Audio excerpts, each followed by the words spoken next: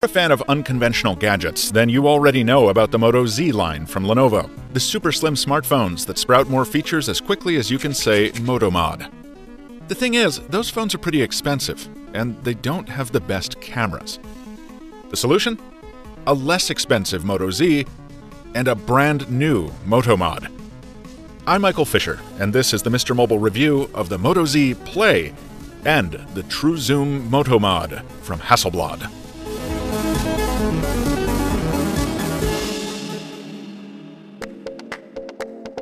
The phone is easier to encapsulate, so let's hit it first. In short, thicken up a Moto Z, swap out the metal back for a glass one, and take all the specs down a notch. Now, that's par for the course when you make a mid-tier version of a flagship phone, but here's the twist. In everyday use, I could almost never tell I was using a mid-range device. While Lenovo may have hobbled some of the hardware, it left the features almost completely intact. Nearly the entire Moto suite has been left alone, and the day-to-day responsiveness is just as zippy as the Z and Z Force.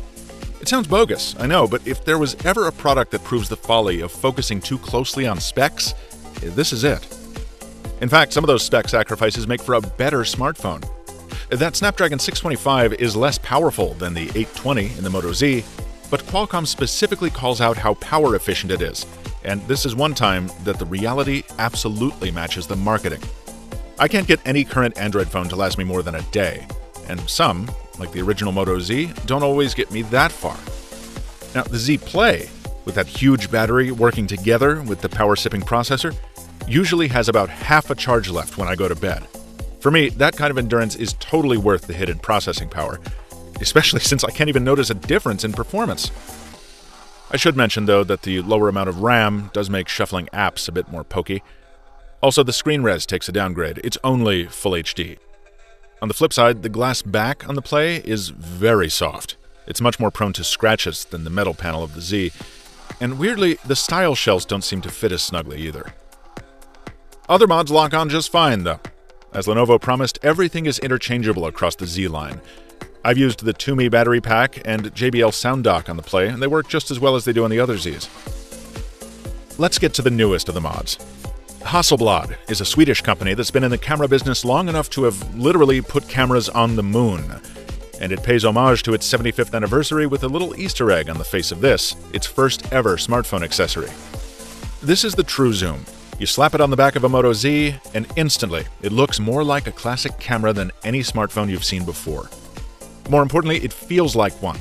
You've got a big grip on the right side, stippled for traction, and topped by a two-stage shutter button. Push the power key alongside, and you see why it's called the True Zoom. The motor-driven lens assembly is capable of 10x optical magnification, which you can control by the telephoto toggle under the shutter release. The Moto viewfinder is almost completely unchanged, so there's basically no learning curve, and you can still launch the camera with Moto's quick gesture. There are a few custom modes thrown in for sports and night shooting, as well as the capability to record stills in RAW format. And if you want to use the True Zoom with another app like Snapchat or Instagram, that's no problem. Once again, Moto has completely delivered in terms of integrating a mod with the stock smartphone experience. And maybe it's no surprise that the biggest advantage to the True Zoom is zooming. 10x is a crazy amount of magnification compared to the crappy digital cropping of the Z Play's regular camera, and the stabilization makes it possible to get a clear photo even at full mag in low light, though it does take a steady hand. You've got a xenon flash here if you want it, and dual microphones for clearer audio recording when you switch to video mode. Oh, a note on that, while the phone can shoot in 4K, you'll be confined to HD when using the True Zoom. I took a bunch of shots with the Z Play's onboard camera, followed immediately by the True Zoom. Having this kind of range in your pocket is really fun, and it's a very comfortable camera to shoot with too. But is it something I'd buy myself? Honestly, probably not. I tend to find the Z Play's onboard camera perfectly serviceable for everyday use, because like most people, I'm throwing filters on my photos and uploading them through Facebook and Instagram's compression anyway. Also, the True Zoom is slow. First, you need to attach it, then you wait for the optics to unfold, and then you wait for it to focus, which can take a very long time. Now, I use the True Zoom on pre-release software, so it's likely some of this will get better as Lenovo pushes out updates. I did receive one about halfway through the review period, but it didn't seem to make much difference.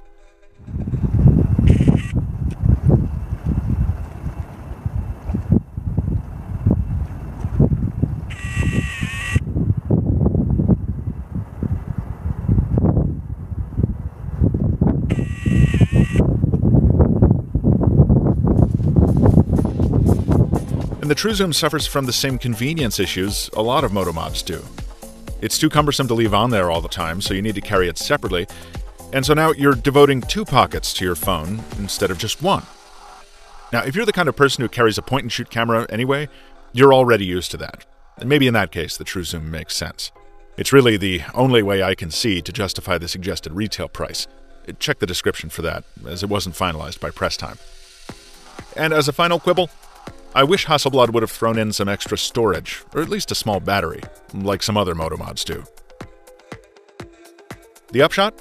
While I think the True Zoom will appeal to the niche photographer, and I'm happy to see the Moto mod ecosystem get something so cool, I don't see it as a must-have. Maybe my opinion will change over time as software updates come in to clean up some of the rough edges. On the other side of the coin, the Moto Z Play itself is rock solid. In fact, if this one were the unlocked version, I would have taken it with me to Berlin this year to serve as my trade show sidekick for IFA, which is no small endorsement. It cuts corners where it needs to, and it's certainly not the phone for the spec freak. But if your budget sits around $400, I'd give it serious consideration. I say that despite the $400 tier being one of the most competitive segments this year.